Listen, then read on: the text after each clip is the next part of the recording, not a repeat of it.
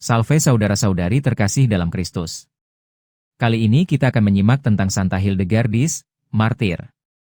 Bayangkan sebuah desa kecil di Jerman pada tahun 1098, bernama Bockelheim. Di sanalah lahir seorang anak perempuan yang kelak akan menjadi salah satu wanita paling berpengaruh di zamannya, Hildegardis. Sejak kecil, Hildegardis bukan anak biasa. Ia memiliki hati yang lembut, namun dipenuhi semangat ilahi. Ia tumbuh di bawah bimbingan seorang wanita suci bernama Santa Yuta, seorang rubiah dari Ordo Benediktin yang terkenal karena hidupnya yang penuh doa dan ketenangan. Bersama Santa Yuta, Hildegardis belajar mencintai sunyi, merenung dalam doa, dan membaktikan hidup sepenuhnya kepada Tuhan. Ketika Santa Yuta wafat, Hildegardis, meski masih muda, dipercaya untuk memimpin biara Benediktin di Diessenberg, dekat tempat kelahirannya. Tapi Hildegardis bukan hanya seorang pemimpin biasa. Ia adalah perempuan visioner, yang sejak usia muda telah mengalami penglihatan-penglihatan rohani, mujizat, dan kemampuan meramalkan hal-hal yang akan terjadi. Namun hidupnya tidak selalu mudah. Kesehatannya rapuh, tubuhnya sering sakit, dan ia dikenal sangat emosional. Tapi justru dari kelemahannya itu, muncul kekuatan luar biasa.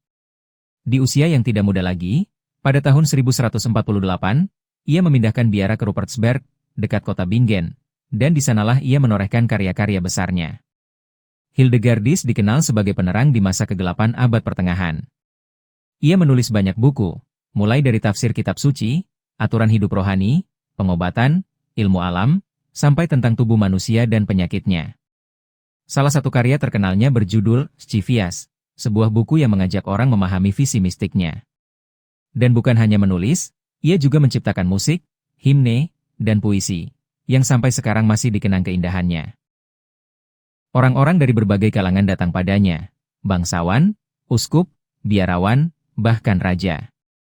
Mereka meminta nasihat, bimbingan, dan kekuatan iman. Namun tak sedikit pula yang mencibirnya, menyebutnya tidak waras, terlalu emosional, bahkan dianggap berbahaya. Tapi Hildegardis tetap berdiri teguh. Ia tahu, panggilannya adalah menyuarakan kebenaran, tak peduli seberapa besar perlawanan yang harus dihadapi. Ia berkeliling Jerman, berkhotbah di alun-alun, menegur para bangsawan dan pemimpin gereja yang telah melenceng dari Injil. Ia menulis surat kepada paus, kaisar, raja, bahkan tokoh besar seperti Santo Bernardus dari Clairvaux. Suaranya menggema di seantero Eropa, bukan sebagai suara wanita biasa, tapi sebagai nabiah yang diutus untuk membangunkan umat dari tidurnya yang panjang.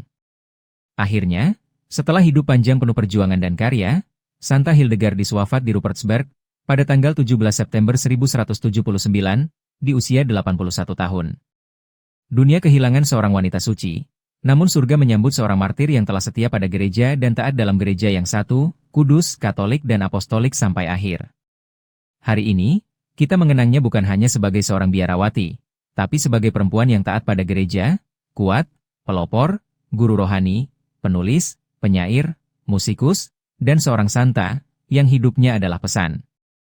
Jangan takut menyuarakan kebenaran, walau dunia menentangmu. Santa Hildegardis, doakanlah kami.